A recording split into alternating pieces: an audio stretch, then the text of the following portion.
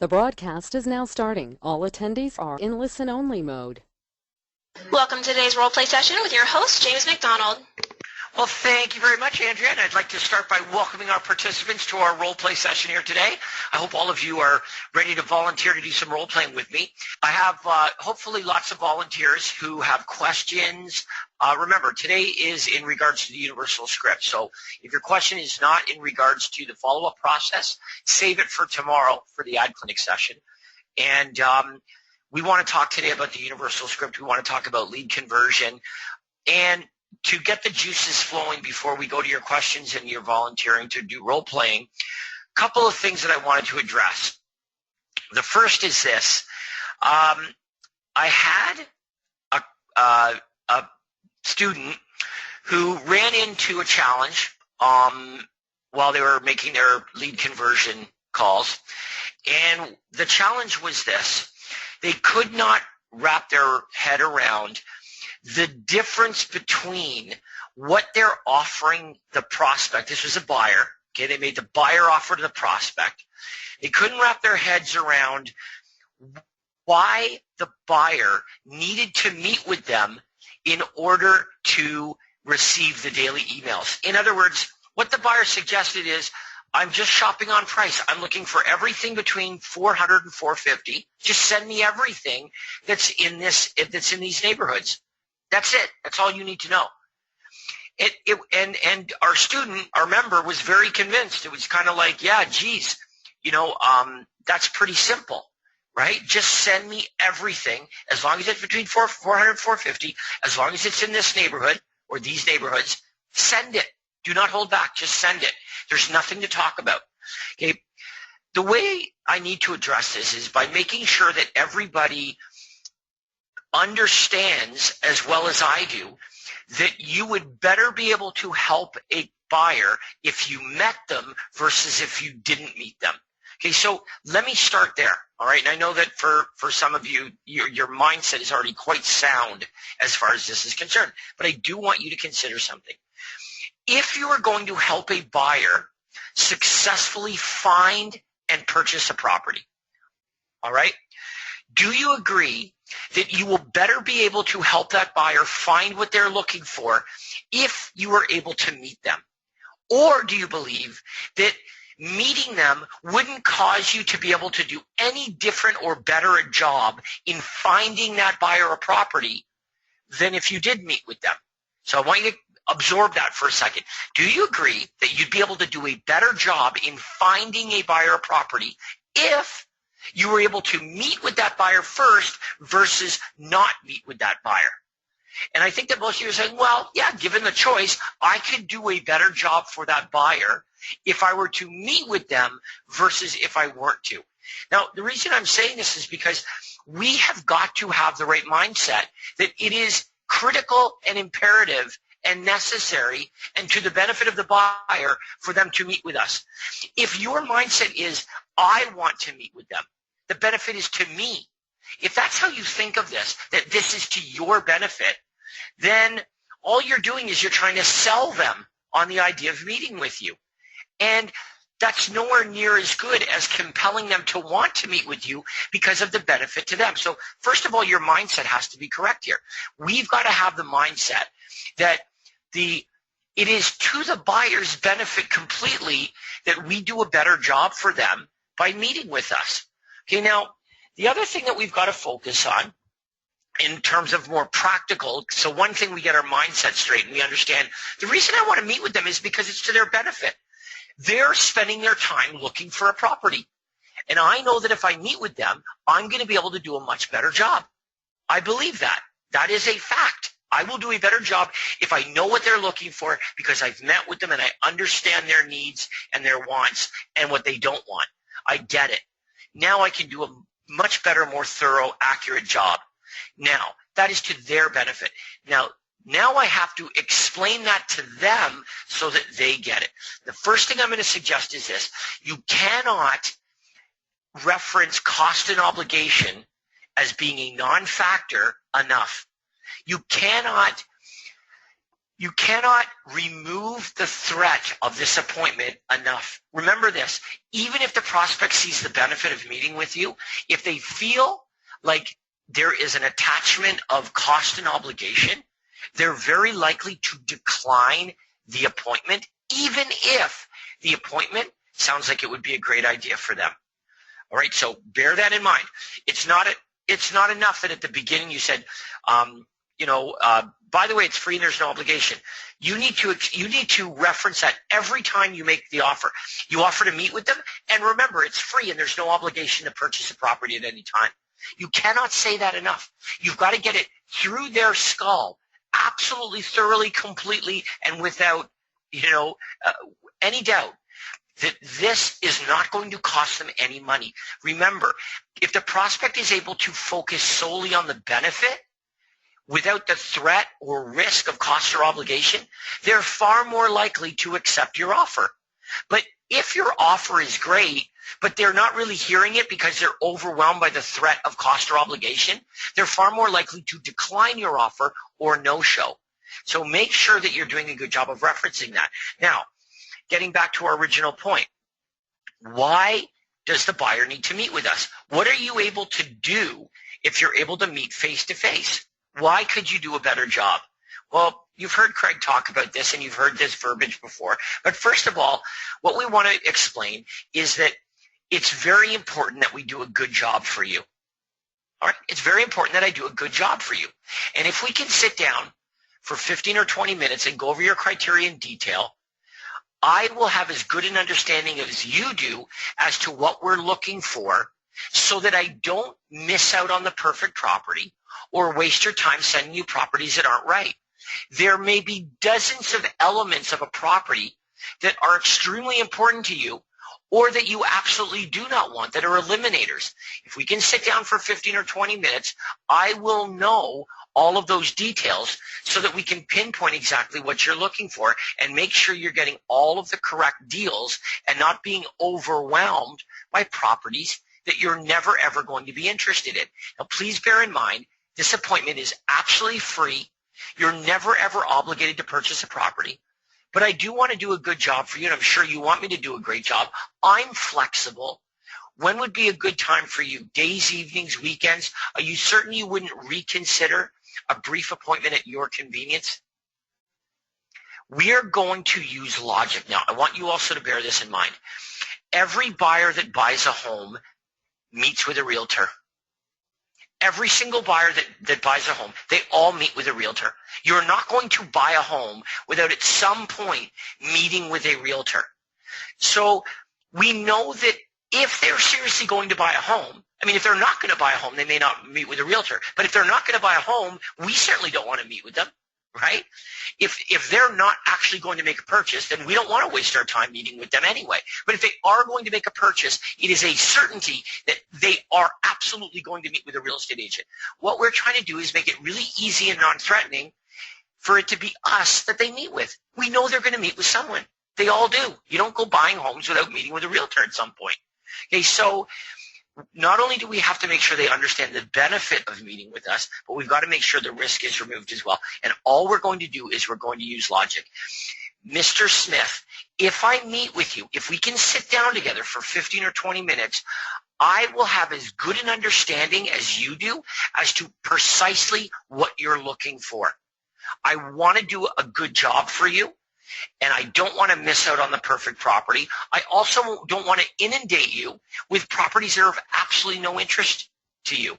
So when we're able to sit down and go through all of the various elements of properties, we can exclude those properties that don't match, and we can pinpoint the ones that do.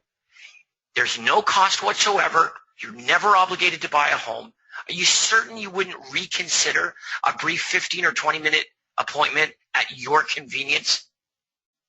That's the language.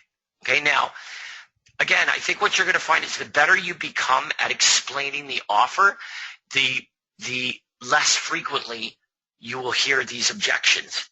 All right, so the two kind of go hand in hand. If you don't do a really good job of explaining the benefit of the appointment, then you'll get a lot of objections.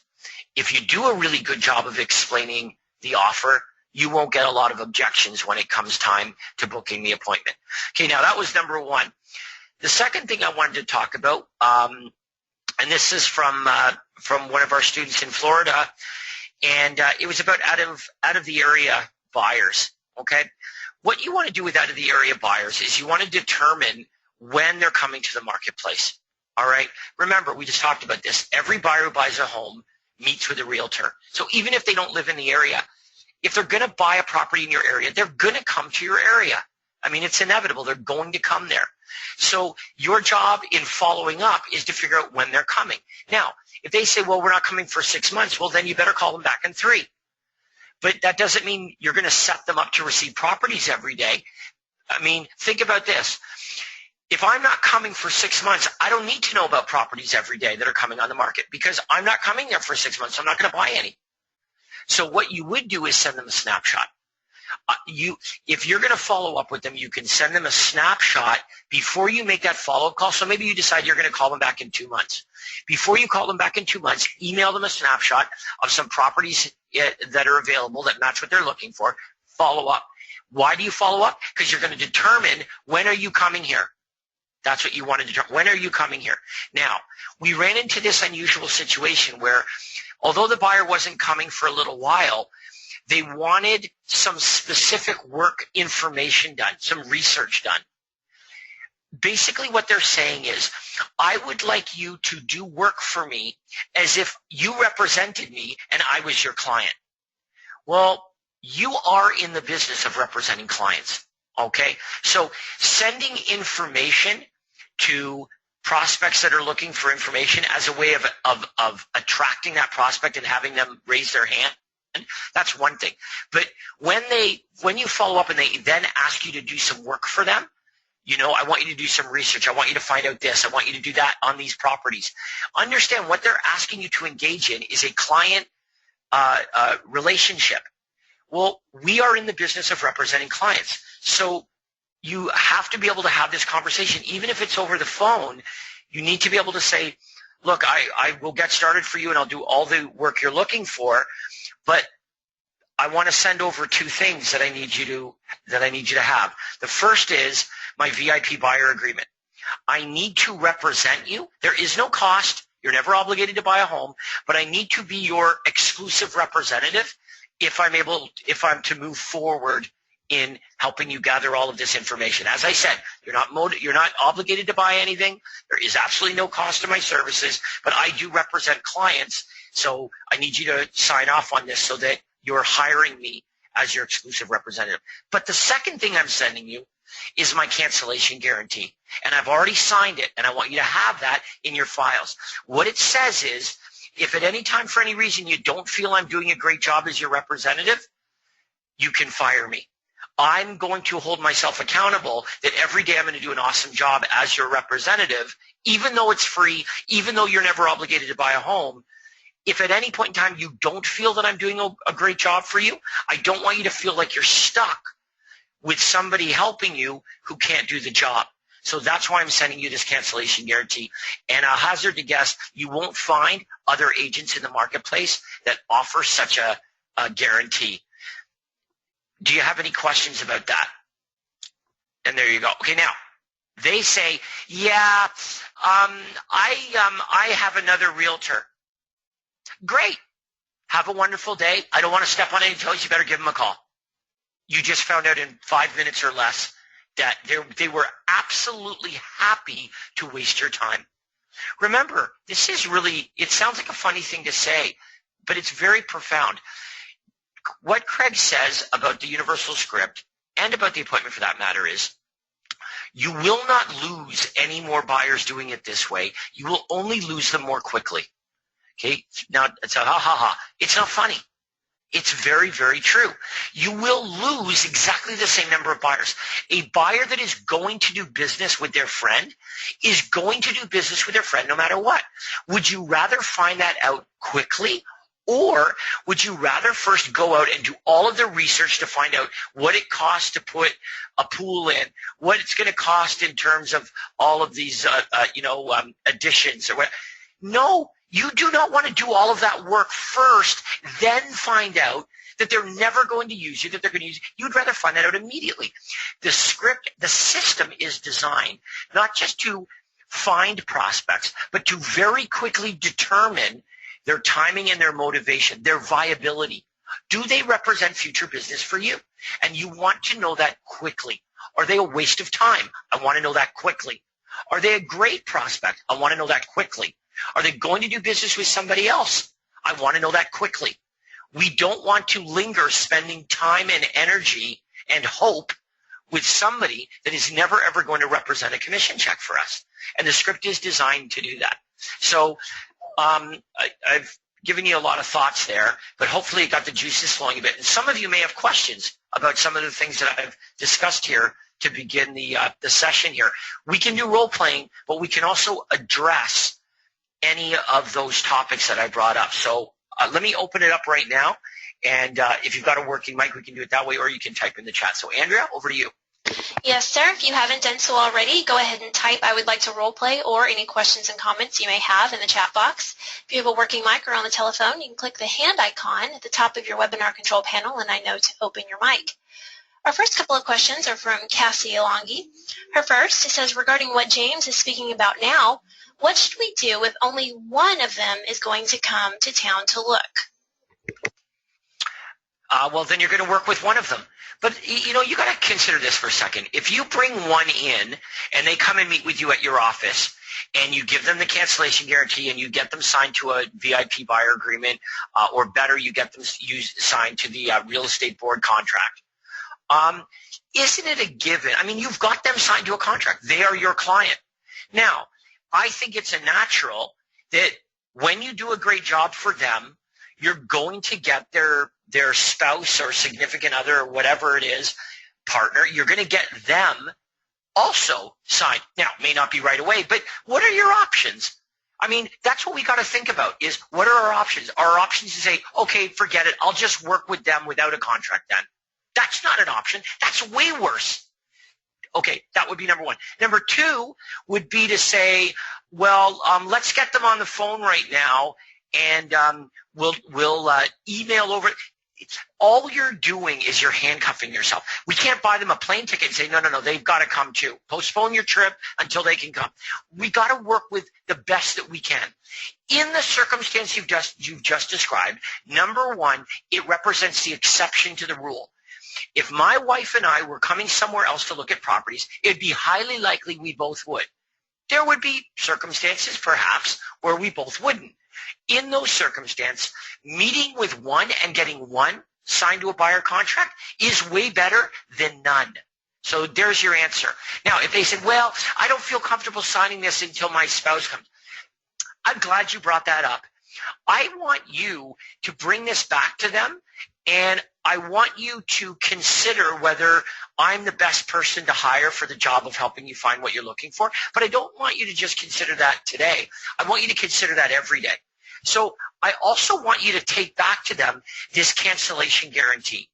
And what it says is, regardless of you hiring me here today, I want you to know that any day that you don't feel that I'm doing a great job, you can fire me. This cancellation guarantee is for your protection so that you cannot make a mistake in hiring me. If you've hired someone that isn't going to live up to the expectations that you have, you're going to get rid of me. But let me assure you of this. The reason I offer this cancellation guarantee is because I do an excellent job for all of my clients, just as I will for you. This is why I offer such a guarantee, and you will find that in the marketplace it is highly, highly unlikely that any other agent you meet would ever offer you such a guarantee. So I would like you to take this back to them and let them know that if at any time for any reason you don't feel I'm doing a good job, you are 100% protected. Does that sound fair? Boom. Hope that helps. Who's next? Our next chat question from Craig and Colleen Bush. I seem to get the wrong response when I ask what is a good time to give you a call back. They usually give me a time of day rather than a date. Well, because that's not the question. You got to be more thorough in your question. The question is this. Craig, when would be a good time? Well, first of all, you got to ask permission to follow up. Craig, would it be okay if I followed up with you when you're a little closer to making your move? would it be okay if I followed up with you when you're a little closer to making your move? Craig says, yes, that would. And when would be a good time for me to follow up with you? When you're going to be closer to getting your home on the market? Or when would be a good time to follow up with you when you're going to be a little bit closer to looking at properties or perhaps making an offer on properties for sale? You want to be specific about the when, right? Well, I don't know. You can follow up with me tomorrow. Well, are you going to be putting your home on the market tomorrow? No. That's not the question. The question is, when would be a good time for me to follow up with you when you're going to be closer to making your move, right? So if I could make the question generic, that would be it. Question is, when would be a good time for me to follow up with you when you'll be a little closer to actually making your move? And they say, well, you know what, probably by the end of the summer, by September. We take September, we cut it back, maybe in half, and we give them a call back in, end of June, right, July. That's the way it works. But you've got to be specific with the question. See, the problem is a vague question like, when would be a good time to call me back? I mean, they could say tomorrow. I mean, you can call me tomorrow if you want. It won't be any different than today, but you can. So we really want to be specific. All right, hope that helps. Jeff types in, we ran 27 tips ad and got 12 responses, sellers. Callbacks went really well until we asked for an appointment. Then literally all backed off with their timing, saying, we'll just wait, mail me the report. All seemed to be older clients, and we felt pressuring them into appointments would further their suspicions or overly cautious attitudes. What are your suggestions? My suggestions are that with most sellers, okay, this is why this role play with Adele is actually really a good one, and here's why. You'll find that the key to determining the motivation of your seller is by finding out where they're going. In other words, when you find a seller that responded to, maybe this was an editorial ad offering 27 tips, a lot of these sellers are very early in the process. They're not ready to list their home on the market today. Okay, so here's why that's important.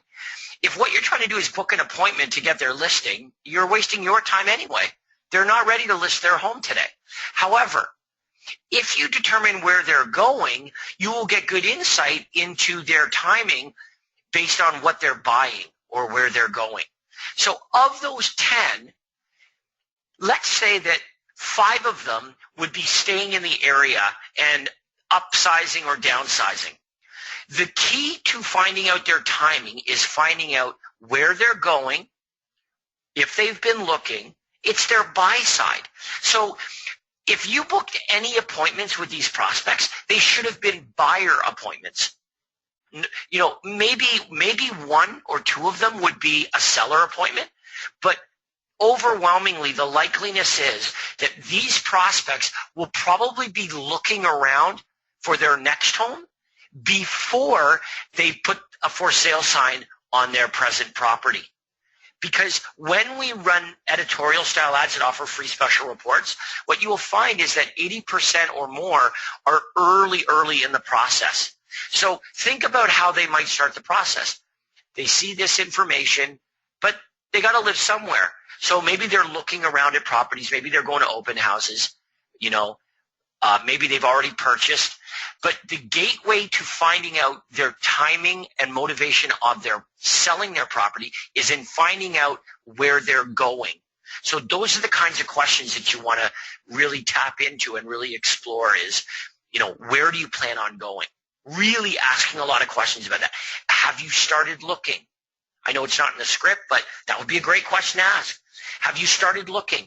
If so, how? How are you looking? Because I bet you have a better way. If they say, yeah, we've been looking, we go to open houses on the weekend. Let me ask you this. Do you have a better system of helping them find what they're looking for than them looking in the local paper for open houses and going to them on the weekends? Could you help them better than that? Answer, of course you could. That would be the appropriate offer to make them that they would be far more likely to say yes to than what you're doing right now. So bear that in mind as well, and volunteer to do a role play, and we'll demonstrate this. Okay. All right. Hope that helps. We have Cassie Alongi with her hand raised. Your mic is now open. Hi, good morning. Can you hear me? Hi, Cassie. Yes, I can. Oh, fabulous. I had typed in a question and the answer back was, can I give more specific details? The question had to do with, I just signed up for Bold Leads. I went to the conference and everyone was talking about Bold Leads. So I thought, well, let me sign up. And my first day up, I got like 10 leads. And one of them, what happens is they send the person an auto email. I'm sure you know how it works. Yep. They get an auto email that says, I'll be contacting them shortly. Well, this guy wrote me back and said, are you mentally ill? And so I sent him back an email and I said, well, why would you ask me that? And he just said, let me get the thing, because I was thinking I'm probably going to get this type of response, just not much of, as much of a jerk. But he just said, my response implied much more interaction between us than would be necessary. And I thought, okay, I'm probably going to get that kind of thing, that type of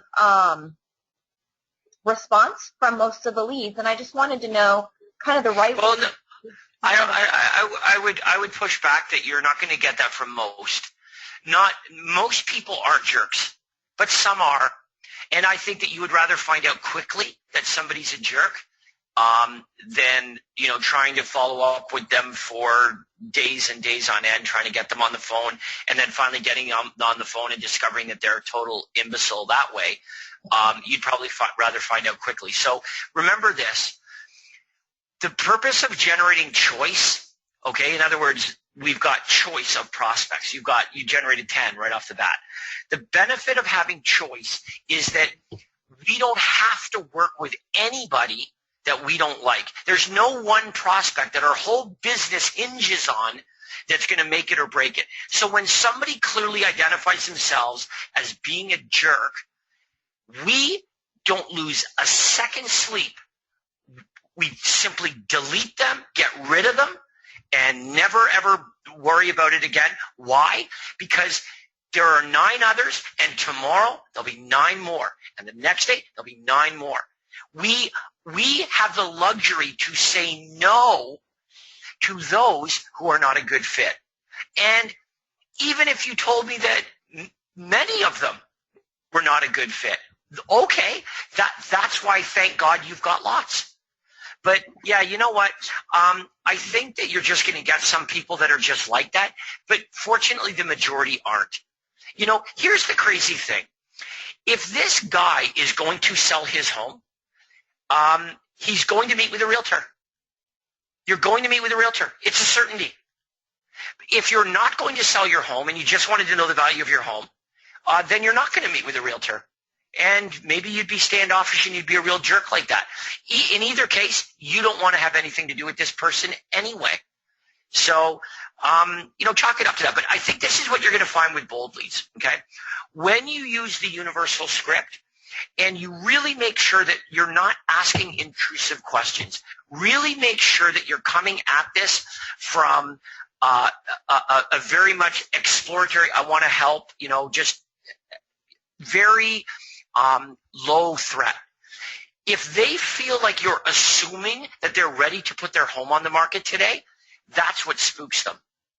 You've got to approach these prospects as all they wanted was to get some information about their property. Right? That's it.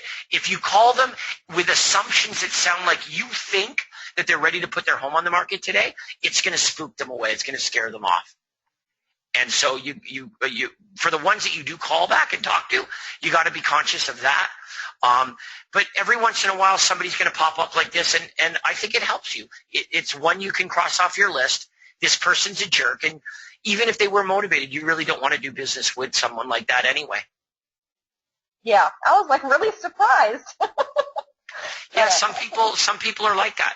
But you know what's true? I mean, but you can find people like that have walked into an open house, right? You follow up with them later, and they're they're total jerks. So, are they motivated? Yeah, they're motivated enough that they're going to open houses. But the bottom line is, if somebody is really a jerk and you've got other options, you would never elect to work with somebody who is just such a not a good fit, who's just, not your kind of person. And thank God we have enough choice where we never have to feel like we're stuck having to work with somebody or chase somebody who, really isn't representative of the kind of person that we want to spend our time with. Right.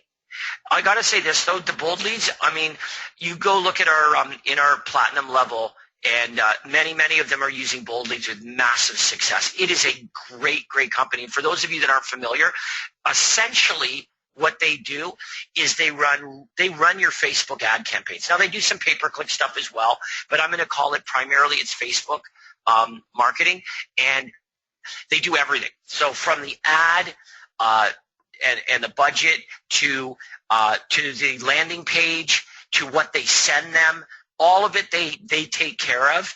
And you have, I don't know, did you get the exclusive zip code or whatever it is in your area? I did. Yeah. So you know that you're the only game in town running these ads like them consistently, and it's completely automated. They do it all for you. And here's what I really like about it. It flat out generates prospects. There's just no question. These are seller prospects who own homes, and the leads are very, very consistent. So once you start to nail down the conversion, it's a no-brainer. It's a really great profit center for you. So I'm happy to hear you doing that. Yeah, they're pretty fast too. I signed up, and then all of a sudden I started getting, they said, okay, you're set. And the next day I started getting leads, and I hadn't even really looked at their training yet. So they're really fast with the setup. I would suggest, remember, they've hired us to help their clients, their realtor clients, convert the leads. Because like all of these lead generation companies, right, these are like computer geeks. They've never sold a stick of real estate before, so they're not really salespeople. They're technology people. So their brain is consumed with how do I set all of this up so that it generates the leads? Never having thought that just because you have a prospect that's interested in information about their home doesn't mean that they're going to do business with you. They never stop to consider that. So what happens is realtors quit all the time. Realtors pay for their services, not just bold leads, but any company like that provides leads. The reason they quit is because if you can't convert the leads into business, then you will eventually deduce that the leads are no good, right? So they call and they say, yeah, I want to quit. And they're like, but wait, you've generated 650 leads in the last, 4.5 months. Yeah, I know, but the leads are no good. The leads are no good. Oh, okay. And they quit. Where does that leave everybody?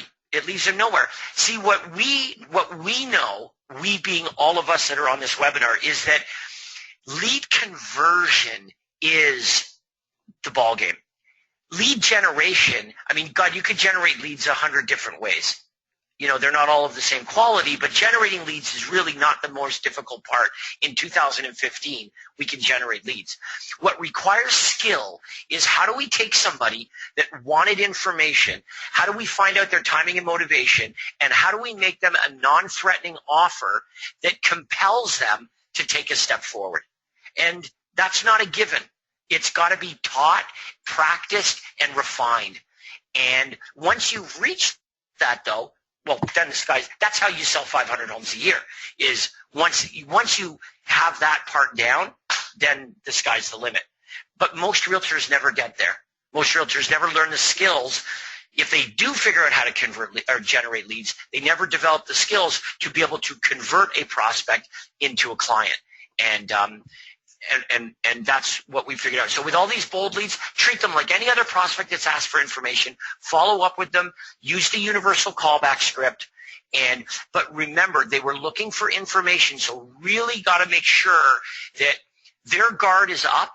You've got to come off as really easy peasy, just offering information, non-intrusive, and figuring out sort of where they're at right now. And remember this, with prospects that are looking for information about selling their home or about their home's value, the gateway into determining their motivation is by finding out where they're going. That's the key. The majority of the questions you ask shouldn't be about their home. It should be about where they would be going. If you were to move, where would you go? Have you started looking? When would that be? Those are the kinds of questions that you really want to ask them. That's going to give you the insight into how motivated they are to get their home on the market. Hope that helps. It does. Thank you. You're very welcome. A few of our successful members with Bold Leads have suggestions such as turning off the autoresponders. They find that calling them within 5 minutes whenever possible and going right to the script is much better than an auto response. And another suggestion from one of our members, Dave, says make sure you turn off the Bold Leads funnel for anyone who's rude or not friendly with you that you don't want to have business with. I couldn't agree more. Yep, couldn't agree more. Okay. Our next guest, Ken Patterson. Your line is open. Hello. Hey, Ken. Hello. Hi, Ken. Hey, James. How are you? Hello. Good, thanks. How's it going? Excellent, excellent. What would you like to do today? Just a little role play, I suppose, for a buyer. Okay, so ring, ring. Hello. Hi, James, please. Yeah, this is James. Who's this? Hi, James. It's Ken Patterson calling from RE/MAX.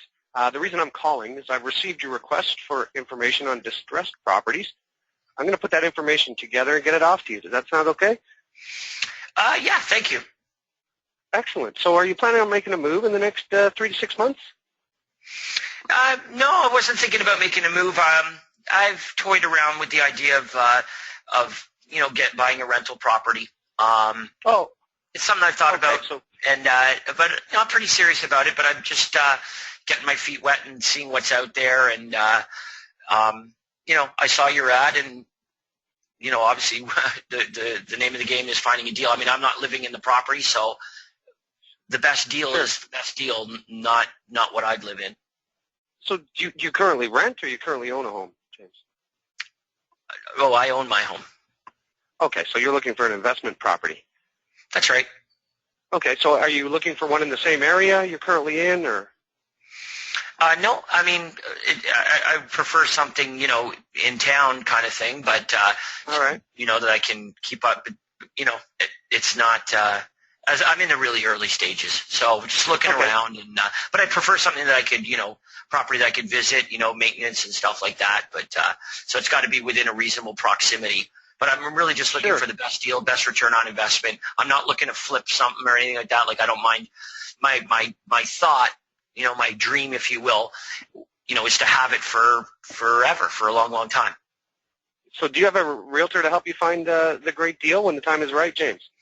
I've just been going on. I've been going on websites. I'm pretty. I've familiarized myself pretty well with all the various websites and where you find properties and stuff like that. So you know what? I've inquired about some, and I saw your ad, and I just thought, I wondered if these are something different. These properties are maybe a little different from what I've been finding.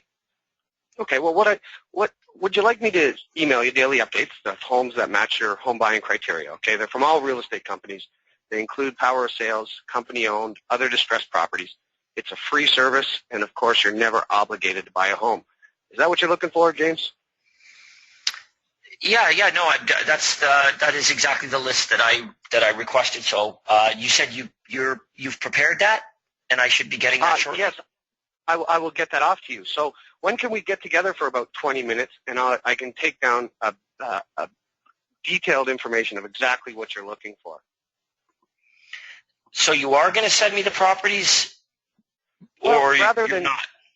Well, rather than send you hundreds of homes, which may or may not match what you're looking for, or even worse, risk missing out on the perfect one, if we can get together for about 20 minutes, I got a great form I fill out, take down all the information, exactly what you're looking for, and I can send that to you. I see. Okay, let me just stop our role play right here, okay? Because all this is going really, really well until this point where I need you to understand how absolutely vital it is that you differentiate the offer that you're making now with the properties that you're already sending me. Okay, you can't say, James, would you like me to send you the properties that I already said I'm going to send you? Okay. It doesn't, I mean, I'm like, yes. Yes, I would like that. Okay, well, I'm sending those to you, but when can we meet so I can take down what you're looking for? I thought you said you were – like the whole thing makes no sense to me now. And because it makes no sense to me, it's causing me to feel like you don't really know what you're talking about, or you're trying to trick me, or the bottom line is this. It's funny, we've talked about this a few times today, but if I feel like I'm starting to not like you because I don't get where you're going with this, I don't understand what you're talking about. People are not interested in doing business with someone they don't like. And you know what one of the most likable qualities is? Competence. So you've got to make me feel like you got this. So here's what I'm going to suggest. You need to make sure the prospect understands the difference between what you're proposing now and what you've sent, even if that means you have to say that. So let me give you an example. Hey, Ken, what I've done here is I've put together a list of properties that are currently on the market right now. Now, some of them you may have even seen looking online. What I propose we do is this. Would you like me to email you every day the properties that have not yet come on the market as they come on the market? You check your email inbox, and any properties that represent a great investment opportunity for you, they'll be sitting in your email inbox. Now, especially bank-owned properties, company-owned properties, private listings, pocket listings, probates, anything that represents a really good, special, hard-to-find deal, I'm going to make particular sure that those properties are emailed to you the second they come on the market. It's free. There's no obligation. Would that be something that you'd find helpful, Ken? Yes, that makes sense. I've got to make sure you understand that the properties that I've sent you or that I'm sending you now, you're never going to buy because you've already seen them. If you've been looking online, you already know these properties. These are properties that have already been on the market that have been overlooked by the other buyers. You're certainly not going to buy one of these as an investment property. The property that you're going to buy, Ken, as an investment property, let me tell you what it is. It hasn't come on the market yet, but it is coming. Here's the key. When that perfect investment property comes on the market, if you aren't the first buyer in the marketplace to know about it, it means somebody else is going to buy it from underneath you. They're going to find it first. So that means it's critical that you know about these properties the second they come on the market. And I have a system for doing exactly that. It's free and there's no obligation. Ken, would you be interested in getting set up on that system? Absolutely, I would, yes. Damn right you would. And I'd book the appointment with you. Okay, so but when you go back and you listen to our role play here, what you're going to find is in no way was there any differentiation between what you're offering. And it causes the prospect to just say, well, you can send me that, but I'm not meeting with you over it. Mm-hmm. Like, I didn't have to meet with Trulia. I didn't have to meet with Realtor.com or whatever. Like, why would I meet? Well, I don't need to meet with you to get that. Right. So when you make that differentiation, and even if you have to explain it the way I did, I know it's a break from the script. All you're doing is you're elaborating on the script to make absolute sure that the prospect understands. And if they do, it makes it a lot easier to book the appointment because they really see the difference. So bear that in mind. Everything else, I mean, you're really, really good. You sound like a pro, which is, I mean, you certainly don't sound like you're reading. It sounds to me like you've really internalized this so that it's very conversational, which is really important. So just work on that. It's one thing, and that is the differentiation between what you've already sent or sending and what you're offering now. You do that, and you're going to be booking appointments left, right, and center. Excellent. Thanks so much, Ken. Okay, thanks, James. Our next guest with her hand raised and a chat question is Daniel Sanchez. Your line is now open. Hey, James, can you hear me okay? I can. How are you, Daniel? I'm doing good, thank you. I just had some things going on yesterday that I just wanted to kind of bring to your attention. I pulled up with a new lead, and she gave all the right information. She gave me her email. She gave me her phone number. She told me roughly when the time she was thinking about buying. But when I called her, everything was completely different, and she said that she was not interested and that she didn't fill that information out. So it kind of stumped me, and I didn't know how to approach that. So I was wondering if you can help me out with that. Maybe she didn't.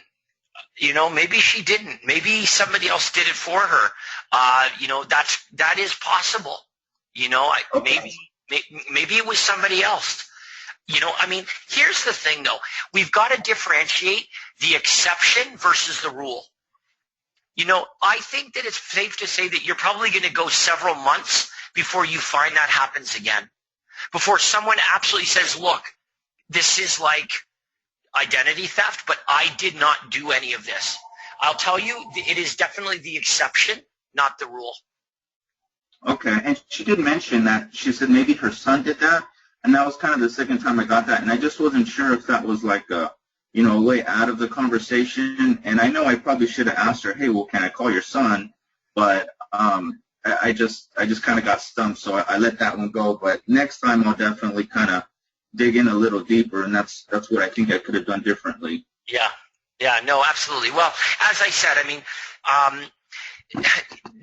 me elaborate a little bit here. First of all, I think you're going to find it's the exception to the rule where somebody just absolutely denies that it was them that left all that information. All right?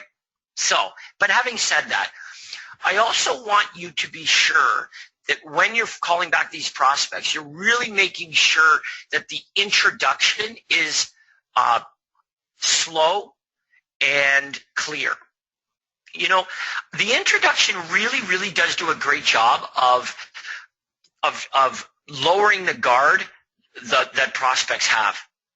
Like if I'm able to say, hey, Daniel, it's James McDonald calling with Remax. Daniel, the reason I'm calling you today is I just received information on my website from you requesting a free list of properties that you were interested in, and I'm only calling you as a courtesy just to let you know I did get your request. I'm putting the information together right now.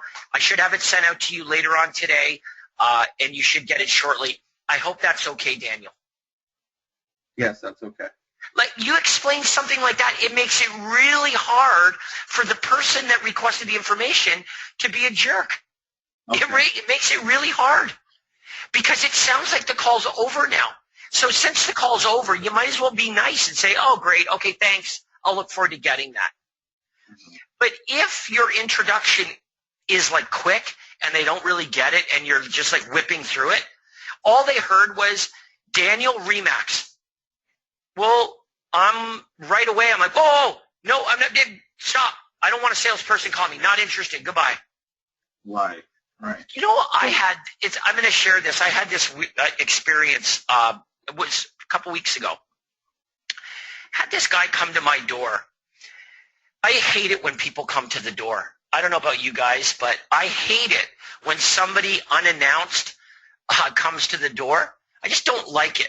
I wouldn't do that. And I don't know why I don't like it. I just don't like it. Anyway, this guy comes to the door, and I answer the door. And so right away, I put on my trying to be a jerk face. Right? In other words, I'm going to make it very clear in my body language that I did not appreciate you ringing my doorbell, coming to my door.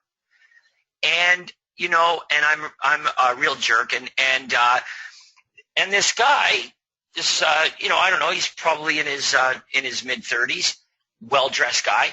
He says, hey, man, I'm sorry to bug you. I'm doing some work across the street, installing some solar panels on the roof. And thought I'd take a little bit of time here while I was doing that and just introduce myself to some of the neighbors. If it's something that you might be interested in is, saving some money on your energy bills. Here's my card. We can give you some information. And man, did this guy do an awesome job of diffusing the complete jerk that answered the door. Who was me, right? I was the jerk. And I really was. I was a jerk, and I regretted it, as you can tell 2 weeks later. I regretted that I was so rude. Even though, I don't appreciate that. But here's why I feel like I was a real jerk is because I love how in one sentence he completely diffused. He made it impossible for me to say anything other than, oh, yeah, that's totally reasonable. Thanks. Wow, that's really nice that you did that. I'm doing this for the neighbors right over there. And, got some information. Here's my card. You want to do it too? Maybe it's something that you've considered. Give me a call. It'll save you some money, and it won't cost you too much money to do it as well. If it's something you're thinking about, give me a call. That's the only reason I'm knocking on your door here today, because I happen to be right across the street. So, and I thought about that after, and I'm like, boy, doesn't it just go to show that your introduction can absolutely shape the way the prospect perceives you? And so we got to be really, really conscious of that as well, is you can really change the attitude of your prospect if you have a really good explanation as to why you're bothering them. Anyway, I just wanted to share that with you, Daniel. I know you didn't ask, but I did it anyway. And every time I come across people who are in sales, everybody has their own way of coming in. And I think me as being in the business, I'm wondering where the pitch is and where they're going with it. So I kind of feel you on that. And I don't like my doorbell ring either, but I did have another question. I kept on with following up with other leads, and I came across one lady that I left her a voicemail, and then finally I got a hold of her yesterday after about a month after that voicemail. And she said, yeah, you know what, I'm actually in the process of getting pre-qualified. I have been talking to a realtor. We have been looking at homes. So, I went through the callback script with her, and she said she wasn't 100% committed. And, I presented it well. So we have an appointment to meet Friday at 5:30. So I guess my goal is to get that VIP buyer agreement signed and a buyer agreement signed. But I just don't know how she's going to feel with this other agent putting in some of the effort and maybe having a little bit of, feelings towards this person going out and showing them. Have you ever had a buyer that you spend time with buy a home through another agent? Oh, yeah. There's your answer. Listen, WIFM, this is business, and I'll tell you right now, here's the difference. That other agent didn't present any kind of WIFM. In other words, if there was a benefit to the buyer to work with that agent, they would be working with that agent. But if there's no benefit to them to working with that agent, then they're open to the benefit of working with another agent. So when you meet with them, you need to explain this concept. What differentiates me from the other agents in the marketplace that you can work with are that I offer you unique benefits, such as, number one, I offer you a $5,000 purchase guarantee. I don't know that for sure, but whatever. I offer a cancellation guarantee. But whatever USPs, whatever benefits you offer, you need to present to them and make sure they understand this is the difference between working with you and working with the average, ordinary, everyday realtor that sells a couple of homes a year. Mm-hmm. Okay. People want to do business with experts. They don't, when it comes to things that are important, they don't want to feel like they're, it's a hobbyist. It's somebody that is a rookie or not a rookie, but is incompetent or inexperienced or, not knowledgeable. So, this is the advantage that we have. So I'm not surprised to hear that at all. Okay. And I was just curious because once I meet with her on Friday, I obviously have my own lender that I use and trust.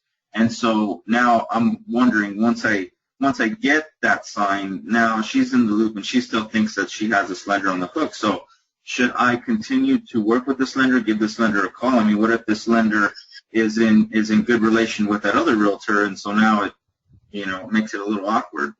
Well, the way that you want to position it with your buyer is that, you may be able to get them a better, if one lender got them pre-qualified, then another lender might be able to get them even better terms and conditions on their home loan. Isn't that true? Okay.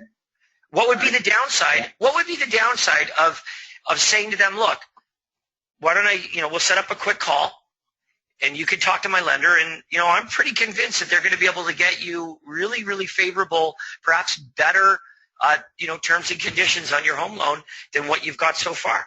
Would you be open to it? Would you be open to it? It's free.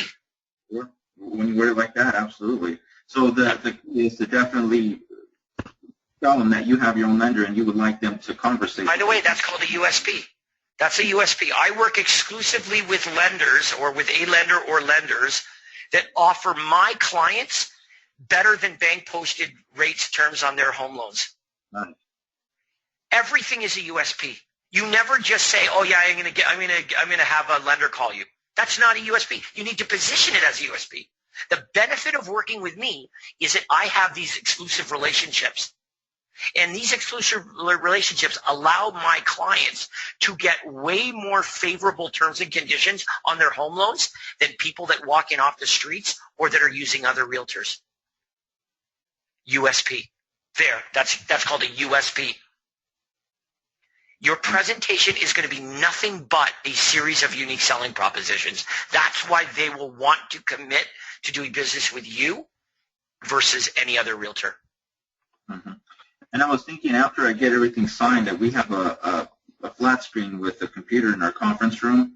Would it be okay for me to kind of set them up on like a prospecting list where we can set it up together? Would that be okay to go over that on the initial meeting? Remember, that was why they met with you in the first place. That's the purpose of your appointment. So you absolutely have to do that.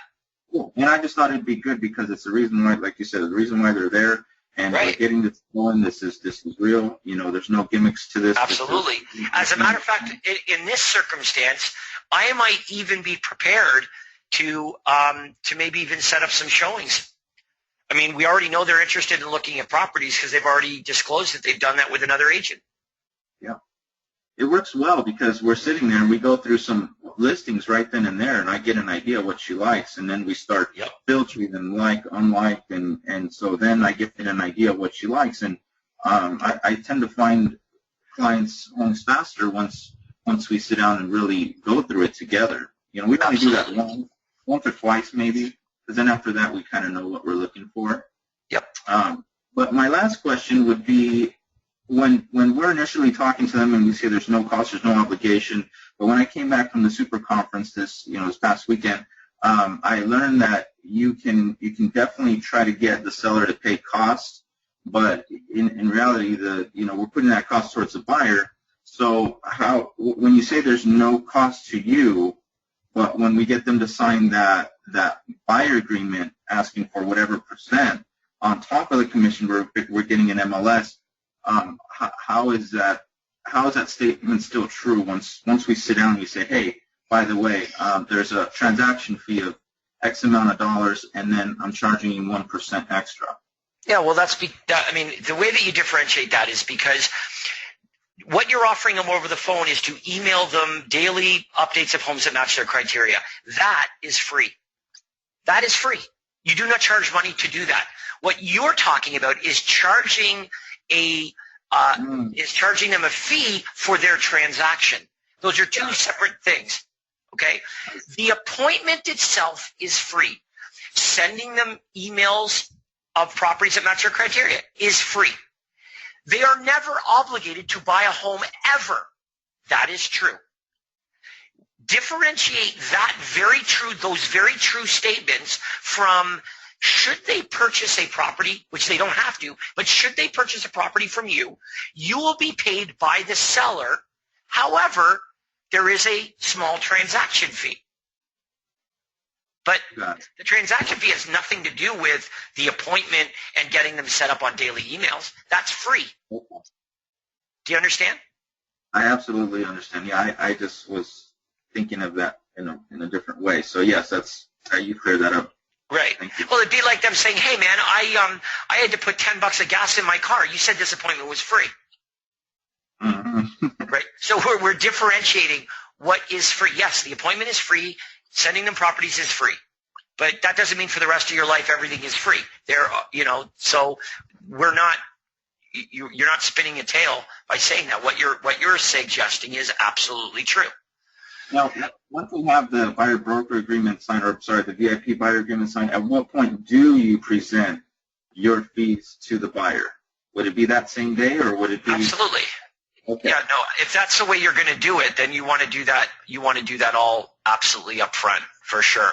And the reason you're using the VIP buyer agreement at first is to get really comfortable with getting the prospect hiring you. The VIP buyer agreement hires you as their exclusive representative. Once you get really good at it, though, you should be using the buyer agency contract from your real estate board, and then outlining everything from there. Those are awesome questions, Daniel. That's why I let you ask so many of them. I think all of the questions that you asked were really relevant to everybody on the webinar here. So I appreciate that, and good luck. Yeah, thanks so much. Okay, Andrew, let's take one more. Yes, sir. Our final question. We have a few of them, so let me go to this one. Sarah, signed call.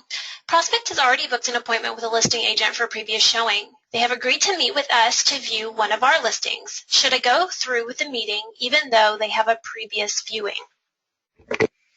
Yeah, well, here's the thing is you're not going to meet them at the property. You're going to compel them to come in and meet at your office.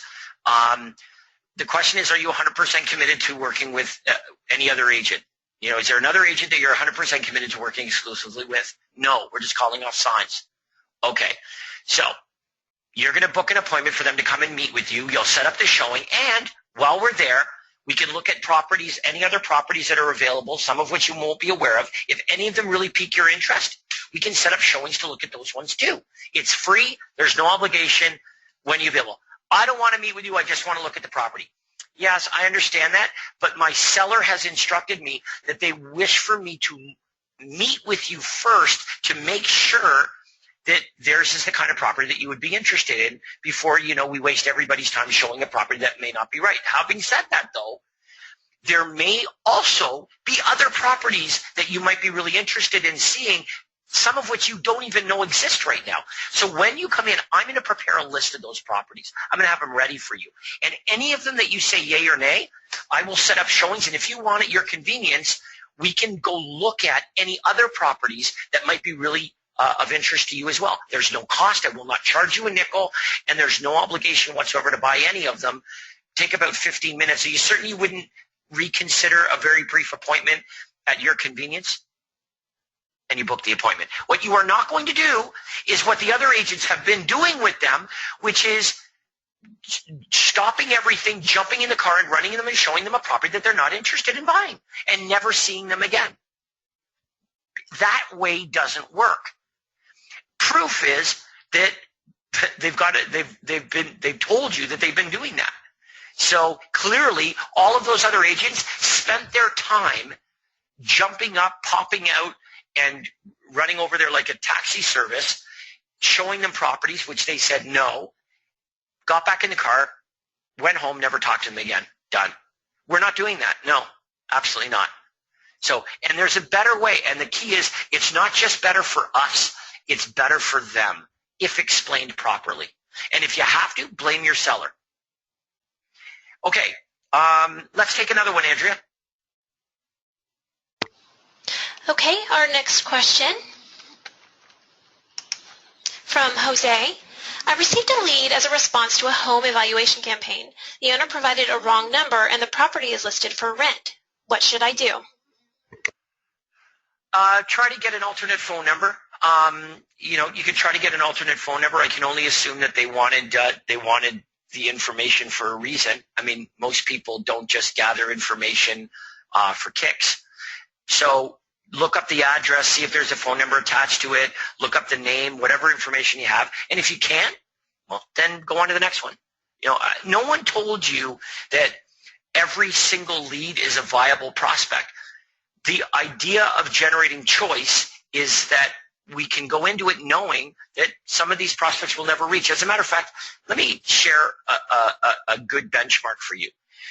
If you are currently speaking with 75% of the prospects that you generate, you are doing an incredible job. That means that 25 out of 100 leads you generate, you will never, ever, ever speak to them in your life. 25%. And that's excellent, right? It's like if you hit the ball 30% of the time, you're going in the Hall of Fame. Right? That's how we've got to look at this. Is if you reach 75% of the leads that you generate and you have conversations with them, if you're able to reach them on the phone, that's outstanding. That's through diligence and follow-up and systemizing your follow-up. You might talk to 75, at best 80% of the leads you generate. You will never, ever speak to 20, 25% of the leads you generate. You've got to be okay with that. That's why we generate more than one lead. That's why we have a system where every day we're identifying prospects so that it's okay that we're going to get a lead like this where the phone number is wrong, it's a rentler, it's just the information's all discombobulated. That's cool. I guess they go into the 25% pile, not the 75% pile. That's okay. Okay, Andrea, let's wrap it up for today. Thanks so much, everybody, for joining me on the role play session here today. Hope you guys enjoyed it as much as I did. Time flies when you're having fun. So have a good day. Thank you, James. Thank you, everyone, for joining. Have a wonderful rest of the day.